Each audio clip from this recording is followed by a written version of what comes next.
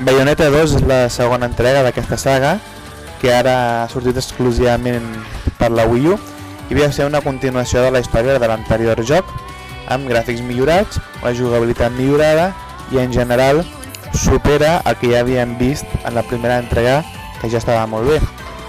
Gràficament el joc és espectacular, realment suposo que aprofita les possibilitats de la Wii U, demostra que la consola Wii U no està tan apartada de la PS4 i de la Xbox One, almenys no amb la diferència que hi havia en la passada generació respecte a la Wii. Els dissenys de personatges estan molt bé, sobretot destaquen les animacions i per damunt de tot els efectes de llum, d'aigua, les físiques. Realment és un joc que quan el veus en moviment és espectacular. I per molts enemics que hi hagin en pantalla i per molt ràpida que sigui l'acció, el joc mai es ralentitza. És un joc de 1080p a 60 fps, estables en tot moment, i la veritat és que és un espectacle. Els dissenys dels enemics és de lo millor, sobretot personalment, tots els enemics que representen que són els àngels, els dissenys dels enemics angèlics són fantàstics, seguint amb la línia de la primera entrega. Molts enemics ja sortien en la primera entrega i aquí en trobem de nous. Són dissenys espectaculars, tots sempre vestits amb armadures daurades, blanques, brillants, mentre que els dimonis són al revés, no? Formes monstruoses i fastigoses. Per tant, gràficament estan molt bé. Els escenaris en general tenen una estètica de ciutats, paisatges, diguéssim, així, tipus europeus, medievals, renaixentistes, no? D'aquesta estètica, i quan visitem els escenaris, diguéssim, del cel o de l'infern, doncs venen a tenir l'estètica clàssica, no? O tradicional de l'imaginari europeu de com pot ser el paradís o l'infern, no? En aquest sentit. Gràficament no hi ha res que reprovar-li. Potser podrien haver posat doncs, que els escenaris tinguessin una mica més d'elements per destruir, una mica més de nivell de detall, potser, però vaja, són coses menors. Visualment és un joc espectacular. La banda sonora és realment excepcional. Tenim tot tipus de músiques, en general predominen aquesta espècie de música mig jazz, soul, però amb estones animades, diguéssim. En moltes de les composicions tenen lletra, no? Canten amb veus femenines, acompanyen les cinemàtiques, l'acció normalment acostuma a ser música una miqueta més dura, té moltíssima varietat i són músiques excel·lents. Algunes d'aquestes cançons podrien ser tretes, diguéssim, de discos de cantants de soul, de jazz, i no te'n donaries compte, no?, que són cançons d'un videojoc, que casen molt bé amb l'acció. El doblatge és fenomenal, la veu que tenen els personatges i el doblatge de la protagonista, Bayonetta, està a un nivell altíssim. Per tant, aquest apartat també destaca molt.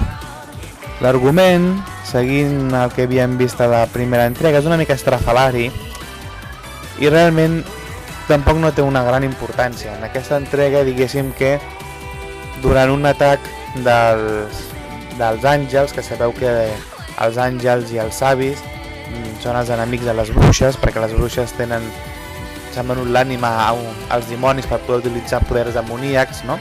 Llavors els seus rivals naturalment són els éssers que viuen en el món de paradís, que en aquest cas no ve a ser tant un tema d'àngels i dimonis, sinó un tema de que hi ha tres mons, el món, diguéssim, dels àngels, però d'una manera, dels dimonis i els humans, no?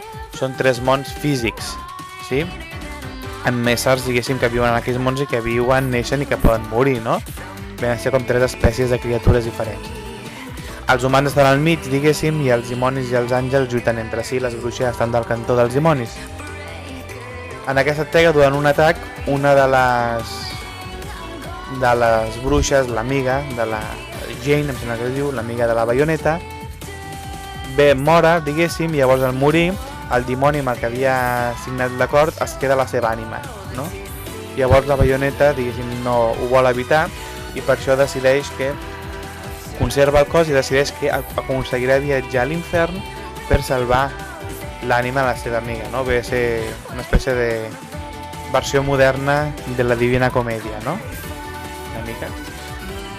i d'aquesta manera emprèn un viatge cap a una muntanya on se suposa que hi ha les portes que et permeten accedir al cel i a l'infern, no? I mentrestant, doncs clar, els àngels intenten matar-la i aturar-la, els dimonis també ho intenten fer, i a més es retroba amb un savi, un dels seus grans enemics del passat, no?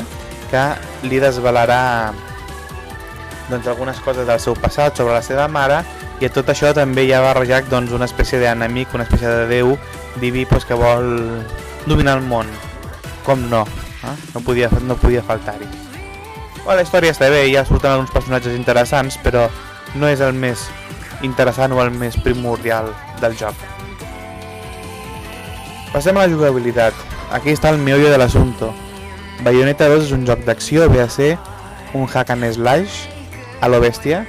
Ja us dic d'entrada que és excel·lentíssim. Algunes revistes online com Game Trailers, que són poc sospitosos de ser aficionats a aquest tipus de joc, que bàsicament només agraden els shooters, l'han definit com el millor joc d'acció de la història. Jo no m'atreviria a dir tant, però realment el joc és excepcional. Seguint amb la primera entrega, doncs això és un joc de hack and slash. Bàsicament tenim dos botons. Combinant els botons i combinant els moviments del joystick podem fer una varietat de combos increïble. El primer joc, la mecànica no estava tan bé, jo tenia la sensació que no controlava el meu personatge, que simplement apartava de botons i feia coses a l'atzar. En aquest cas està una mica més ben definit. Els combos, diguéssim, s'agrupen en diversos tipus de combos, uns utilitzen les cames, els altres utilitzen els punys, es poden combinar amb armes de foc, per exemple. El joc, entremig de pantalles, en els temps de càrrega, et permet mentrestant practicar els combos i a més et dona la llista, de manera que, diguéssim, la sensació és que aquest joc controles més el que fa el teu personatge. Tu decideixes quin tipus de combos faràs, no? I depèn del tipus d'enemic, com lluiti l'enemic, tu saps quins combos van millor per a aquells enemics o no. El primer personatge era més caòtic. Aquí continua sent caòtic, però al mateix temps controles millor el personatge. Tornen a haver-hi, diguéssim, els atacs així tipus fatalities, però també aquí t'indica apareixent botons a la pantalla quan pots fer un fatality i quins botons has d'apretar, mentre que en el primer joc simplement les coses sortien, no? De manera espontània. Hi ha molts tipus de personatges enemics, tots ataquen de manera diferent, has de saber quin tipus d'enemic lluites per saber com has d'encarar el combat, pots robar-li moltes vegades les armes dels enemics quan moren i utilitzar aquelles armes que porten un plus, normalment són armes molt poderoses i que val la pena utilitzar. El personatge de Bayonetta pot comprar diversos tipus d'armament que canvien totalment la manera de lluitar. L'armament nou no és tant que sigui millor que l'anterior, sinó que simplement t'ofereixen una manera de lluitar diferent. Jo, per exemple, vaig trobar les pistoles, diguéssim, de lanzallames, és el meu armament preferit del joc. Tenen poc alcance, però pots fer uns combos espectaculars i fas molt mal en el cos a cos, no? Són el segon tipus d'arma que trobes en el joc, però per mi va ser el que més em va agradar i vaig aprendre a dominar-les concretament, no? Llavors, tot i que provava altres tipus d'equipament i altres tipus d'armes, en les lluites importants contra els bosses em posava aquell equipament perquè sé que és el que dominava. És el que em permetia obtenir millor puntuació. Perquè el joc està distribuït en en pantalles, no? En capítols. Llavors, a cada pantalla hi ha diversos trossos en els quals el joc et premia, et dona una puntuació, depèn com ho hagis fet, no? I guanyes medalles, i depèn les medalles que guanyis, doncs guanyes més diners i pots accedir a millors armes i a millor equipament. No només tenim armes per equipar-nos, també tenim accessoris que ens permeten tenir uns poders especials o modificar les capacitats de la Bayonetta, i a part tenim els ítems que ens permeten recuperar vida, recuperar màgia, etc.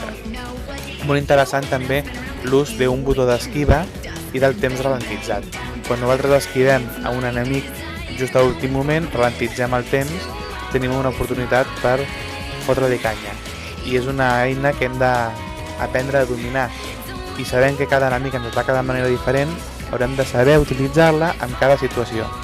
Per tant, requerirà una mica de domini, però quan la dominem, diguéssim, serem capaços d'enfrontar-nos pràcticament a qualsevol enemic, per difícil que sigui, sempre i quan la nostra destresa, apretant el botó, estigui a l'alçada. El joc no és que tingui una quantitat d'enemics ingent, però té una varietat de fases increïbles. Fins i tot hi ha una fase en la que ens fiquem dintre d'una espècie de mecha, que agafem una arma que és com un mecha que fabriquen les bruixes, i amb el que podem anar disparant por ahí i destruint els enemics més bèsties del joc, no? Els enemics gegants els destruïm a cops de puny. El joc té molts tipus de pantalles, molta varietat de combats, són frenètics, les lluites contra bosses són de lo millor que he vist en qualsevol joc, sobretot quan són bosses voladors que lluitem mentre volem o mentre estem damunt d'un tren, és a dir, és espectacular, no t'avorreixes ni en un moment. El joc no és massa llarg, durarà unes 12 hores, però la manera de com és aquest joc, el fet que sigui fet per capítols, de que puguis anar fent puntuacions, convida molt a rejugar-lo. Convida a rejugar-lo per obtenir millor puntuació o a rejugar-lo amb un nivell de dificultat més alt. Jo me'l vaig passar a nivell normal i només passar-me'l vaig tornar a jugar tot el joc, me'l vaig tornar a passar a nivell difícil. No t'avorreixes, inclús a vegades jo jugo a aquest joc però només per jugar alguns escenaris o algunes batalles contra bosses que m'agraden especialment, perquè et dic, n'hi ha algunes que són espectaculars i al mateix temps no són excessivament llargues tampoc. Inclús a vegades jo em quedo amb ganes de més, dic, ostres, m'hauria agradat lluitar més contra aquest boss perquè m'ho estava passant molt bé.